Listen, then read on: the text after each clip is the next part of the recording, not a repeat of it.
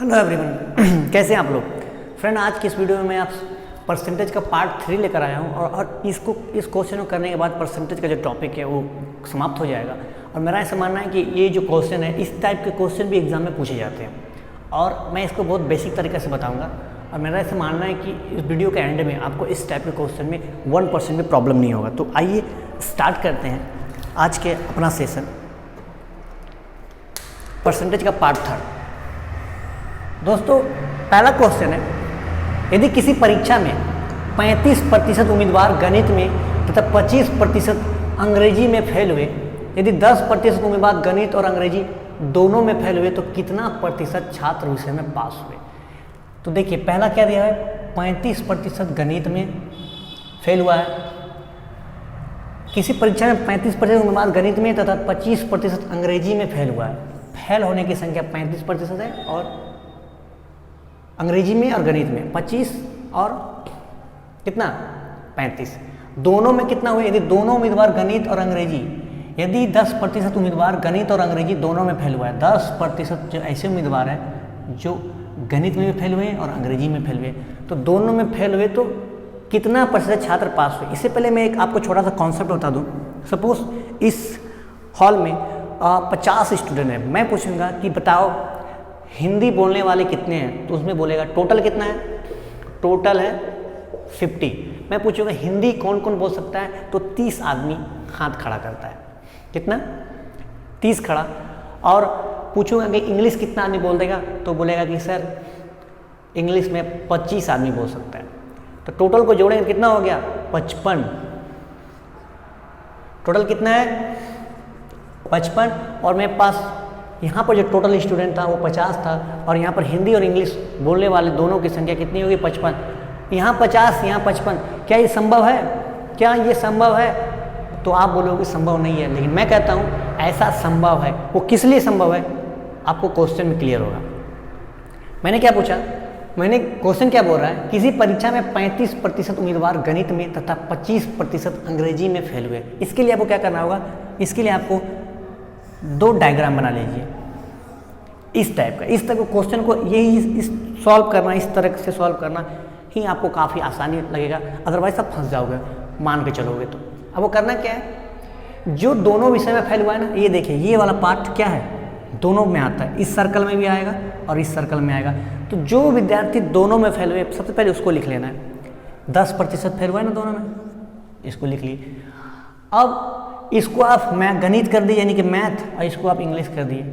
ठीक है, दोनों में फेल कितना % लड़का हुआ है, 10%। अब क्या हो रहा है, 25% अंग्रेजी में फेल हुआ है और 35% गणित में। तो गणित में कितना फेल हुआ है, 35। 10 मैंने लिख चुका हूँ और मुझे कितना लिखना होगा 35 बनाने के लिए, 25। 25 और 10 35, क्योंकि ये सर्कल देख रहे हैं पूरा किस में आ रहा है, मैथ में। तो 25 और 10 35% छात्र किस में फेल हो चुका है, मैथ में। तो मेरा ये मैथ कंप्लीट हो गया। दूसरा क्या हो रहा है, अंग्रेजी में 25% छात्र फेल है। तो यहाँ देखिए इंग्लिश का ये सर्कल है, तो इंग्लिश में 10 मैं पहले से लिख चुका हूँ। 25 बनाने के लिए मुझे क्या करना होगा, 15 और लिखना होगा। तो देखिए ये दोनों को फुलफिल करेगा। मैथ में 35%, 25 और 10 फेल है, और इंग्लिश में 25%, 25, 15 और 10 25% फेल है, इसको भी फुलफिल कर रहा है। और देखिए दोनों ये पार्ट दोनों सर्कल में आ रहा है, यानी कि 10% छात्र ऐसे हैं जो मैथ और गणित दोनों में फेल हैं।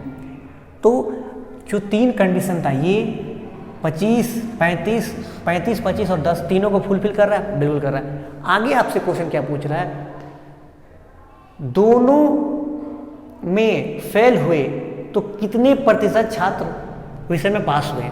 ये अब फेल का संख्या निकल गया। अब आप इसको जोड़ दीजिए, सब परसेंटेज में, आप याद रखिएगा परसेंटेज। 15 को 10 से जोड़ेंगे 25, 25 और 25 50%। 50% छात्र क्या हो चुके हैं, फेल हो चुके हैं। 50% छात्र फेल हो चुके हैं। और आपको पता है कि किसी भी एग्जाम में जो स्टूडेंट बैठता है वो हमेशा 100% बैठता है। 100 में 50 फेल तो पास कितना, 100 में 50 को घटाएंगे 50%। 50% फेल है तो 50% पास है। क्लियर, मैं समझता हूँ क्लियर हुआ होगा। इसी टाइप के और भी क्वेश्चन आपको देखने को मिलेगी, लेकिन मैं एक टाइप का एक ही क्वेश्चन लेकर आया हूँ। बाद में कि आप इस तरह के क्वेश्चन आप खुद से प्रैक्टिस करना, किसी अच्छे बुक को उठा लेना, एनसीईआरटी बुक को उठा लेना और उससे आप प्रैक्टिस करना। चलिए क्वेश्चन नंबर 2 पे आते हैं। क्वेश्चन नंबर 2 थोड़ा सा एडवांस लेवल है, उससे पहले मैं एक छोटा सा आपको कॉन्सेप्ट क्लियर कर देता हूँ। जैसे सपोज आपकी मासिक आय कितना है, 5,000 रुपये। कितना है, 5,000 रुपये। इसको भी छोड़ दीजिए आप। सपोज आप अपने आय का 10% आप खर्च किस पे करते हो, आप 10% आप सपोज किताब में करते हो। कितना किस में करते हो, किताबों पर। 10% जो आपका आय है, अपना आय का 10% आप किताब में खर्चा करते हैं, 40% आप भोजन में खर्च करते हैं। किसमें, 40% आप भोजन में खर्च करते हैं और 20% आप अन्य कामों में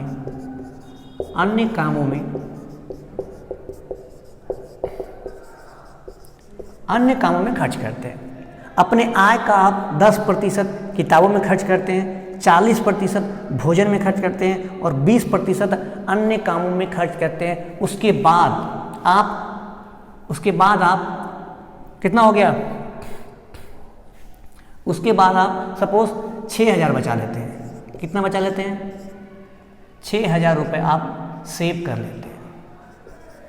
आपने कितना खर्च किया, 10% किताब में, 40% भोजन में और 20% अन्य कामों में खर्च कर इन सबको खर्च करने के बाद आपकी जो मासिक बचत है आप 6,000 रुपये बचा लेते हैं। तो आपसे क्वेश्चन क्या पूछ लेगा कि बताइए आपकी मासिक आय कितनी है। मासिक आय बराबर व्हाट रुपीस। क्वेश्चन क्या पूछेगा, सपोज मैं किसी का नाम दे देता हूँ,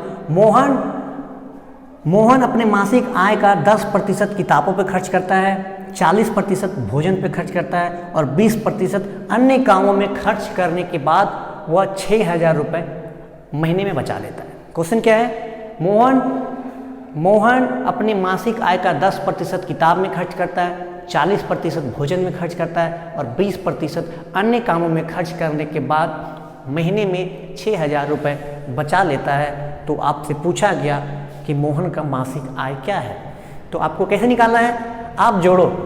किसी का भी आय कितना परसेंट होता है, 100%। हमेशा आप 100% मानेंगे, क्यों, 100% सॉल्व करने में आपको आसानी होगा। तो देखिए यहाँ 10 और 40, 50 और 20, 70। आय कितना होता है किसी का भी 100%, उसमें वो 70% खर्च कर चुका है, तो बचा कितना उसके पास, 30%।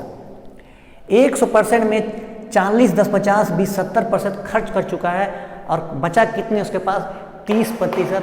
और 30% का मान समझिए आपको कितना दिया है, 6,000 रुपया। एक महीना में कितना बचा है वो, 6,000। और खर्च कितना किया वो, 70%। 100 में 70 माइनस हो जाएगा, कितना बचेगा, 30%। 6,000 बराबर 30% हम लिख सकते हैं, बिल्कुल लिख सकते हैं। यानी कि 30 का मान कितना दिया हुआ है, 6,000। आप इसको आप ऐसे कर लो, 30 का मान कितना दे दिया है, 6,000। तो 1 का मान कैसे निकलेगा, आप 6,000 में 30 से भाग कर दो, क्या होगा, 0 0 कैंसिल, 3 दूना 6, यानी 1 का मान 200। तो किसी का भी आय कितना होता है, 100। 1 का मान 200, तो 100 का मान कितना हो जाएगा, 100 गुना 200 बराबर क्या हो गया, 1 2 3 4, 20,000। मोहन का जो मासिक आय था वो 20,000 था। मैं समझता हूँ कि ये क्लियर हुआ। ये क्लियर होने के बाद ही आपको ये क्वेश्चन में आना। तो चलिए अब मैं अपने सवाल नंबर 2 पर आता हूँ।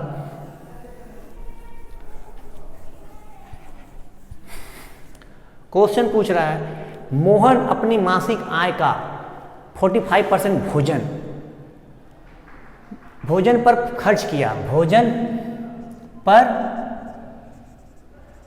किया। मोहन अपनी मासिक आय का 45% भोजन पर खर्च किया, बाकी का 20% किताबों पर खर्च किया, बाकी बचे का आधा दूसरे कामों पर खर्च किया। अब उसके पास 880 रुपये बचा है, तो उसका मासिक आय क्या है। किसी का भी आय हम कितना मानते हैं, सपोज हमने किसी का आय, मोहन का आय कितना मान लिया, 100। किसी को 100 मानने से आपको क्या होता है, सहूलियत होगा, आप उसको सॉल्व अच्छा से कर पाओगे। अब देखिए, मोहन अपनी मासिक आय का 45% भोजन पर खर्च किया। 100 का 45% कितना होगा, 45 होगा। क्लियर, बिल्कुल क्लियर। 45% 100 का कितना होता है, 45 रुपया होता है। अब क्या बोल रहा है, बाकी का 20%, उसमें मैंने क्या बताया था, 100 का जब कभी कंडीशन नहीं रहे, बाकी नहीं लिखा हो रहे, तो आपको 100 का मानना है। लेकिन जब बोला जाए कि बाकी का 100 का वो 45% खर्च चुका है, तो कितना बचेगा उसके पास, 55%। 100 में जब 45% खर्च कर चुका तो कितना बचा उसके पास, 55%। अब देखिए, बाकी का यानी 55 का, बाकी का 20% किताबों पर खर्च किया। 55 का आपको 20% निकालना आता है, नहीं निकालना आता तो देखिए 55 गुना 20/100, 20 पंचे 100, 5 से काटेंगे 11, यानी 55 का जो 55 का जो 20% आएगा वो 11 आएगा। अब देखिए आगे क्या बोल रहा है, किताबों पर खर्च किया, बाकी बचे का आधा, यानी कि 55 में जब 11 घटा देंगे तो क्या बचेगा, 55 में 11 माइनस होगा 44%। 55 का ये कितना प्रतिशत था, 20%। अब कितना बचा है, 44%। 44 कहाँ गया, खर्च किया, बाकी बचे का आधा। अब कितना बचा है, 44%। 44 का आधा दूसरे कामों पर खर्च किया। 44 का आधा कितना हो जाएगा, 22%। कितना हो गया, 22%, यानी कि 44 का आधा प्रतिशत 22 हो गया। अब आगे क्या पूछ रहा है, अब उसके पास 880 रुपये है। अब उसके पास कितना बच गया है, 880। तो वो खर्च कितना किया, इसको आपको ऐड करना है। यहाँ देखिए 45%, यहाँ पर 20% 11 निकला है, और यहाँ पर 22%। तो आपको इन सबको जोड़ लेना है। क्या करना है, जोड़ना है। जोड़िए इसको, 2 1 3, 3 और 5 8, 2 1 3, 2 1 3, 3 और 4 7, यानी कि वो 78% खर्च कर चुका है।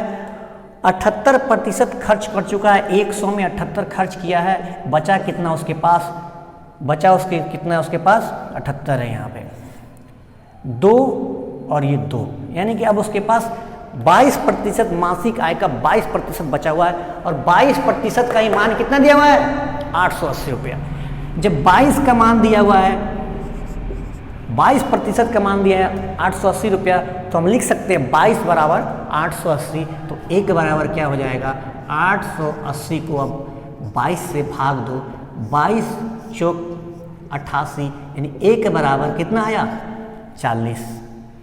1 बराबर 40, तो हम उसका माने कितना थे, उसका 100। 1 बराबर 40, तो 100 बराबर क्या हो जाएगा, 100 गुना 40, यानी कि जो उसका मासिक आय है वो कितना है, 4000 रुपये। बिल्कुल क्लियर होना चाहिए आपको, क्रिस्टल क्लियर होना चाहिए, तभी आपको समझ में आएगा। जब क्वेश्चन दिया रहे कि बाकी का, तो आप जितना एक बार खर्च कर चुका है, 100 में 45% खर्च किया, यानी कि बचा कितना, बाकी कितना बच गया उसके पास, 55 का 20% निकाले 11। फिर बोल रहा है बाकी का, तो 55 में जब 11 घटाएंगे तो कितना बचेगा, 44। 44 का वो आधा कर रहा है खर्च, यानी कि 22। तीनों को जोड़े हम, कितना है, 78। 100 में 78% खर्च कर चुका है, तो बचा कितना, 22%। और वो 880 रुपया बचाया था, यानी कि 22 का मान दिया हुआ है 880। यहाँ से हम 1 का मान निकालिए, 1 का मान 40, हम माने थे उसका है 100। 100 गुना के 40 से हमारा आंसर आ गया 4000। मैं समझता हूँ ये भी क्लियर हो गया होगा। अपने लास्ट क्वेश्चन पे आते हैं।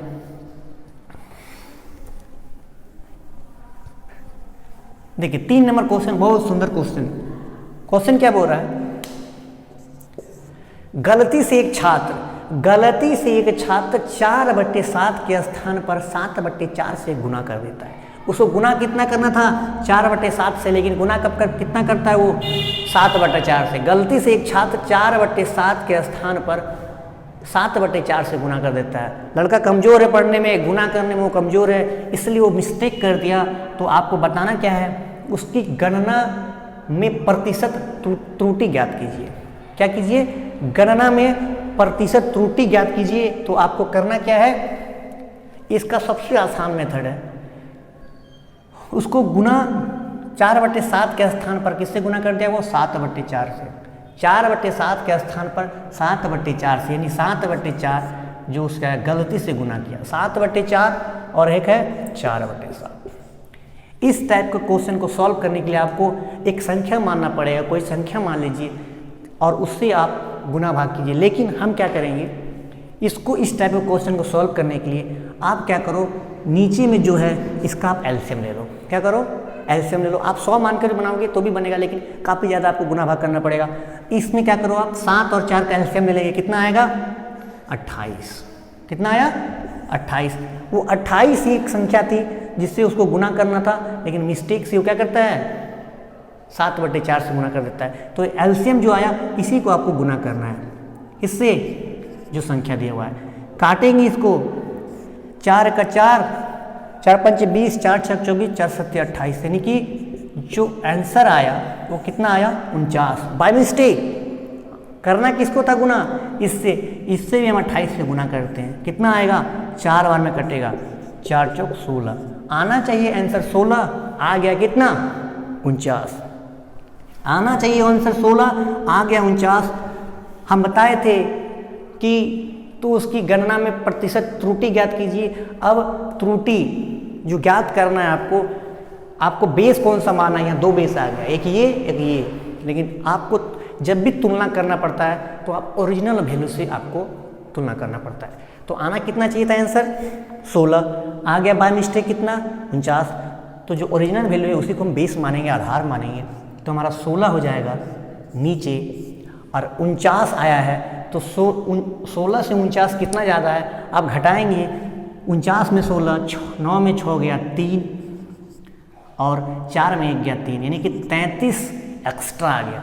आपको गुना किसे करना है? 100 से। आप जब इसको सॉल्व करोगे तो ये आएगा 4, 4 चौक 16, 25 चौक 100, यानी कि 25 गुना 33/4। जब इसको पूरा तरह से सॉल्व करोगे तो इसका आंसर आएगा 206.25। इसको जब आप कैलकुलेशन करोगे, गुना भाग करोगे, तो आंसर कितना आएगा? 206.5। मैं समझता हूँ कि ये आपको समझ में आया होगा। अगर समझ आ गया है, अगर आपको ये समझ आ गया है तो मैं समझता हूँ कि इस टाइप के क्वेश्चन आप कर सकते हो, अच्छे से बना सकते हो। मैंने समझाने का बेहतरीन आपको कोशिश किया है। और इस टाइप के क्वेश्चन, इस टाइप के क्वेश्चन, इस टाइप के क्वेश्चन अगर आपको किसी बुक में मिल जाता है तो आप उसको प्रैक्टिस करो, समझ में आएगा। मिलते हैं हम नेक्स्ट वीडियो में कुछ न्यू कॉन्सेप्ट के साथ। इस वीडियो को एंजॉय कीजिए, देखिए, समझिए। धन्यवाद।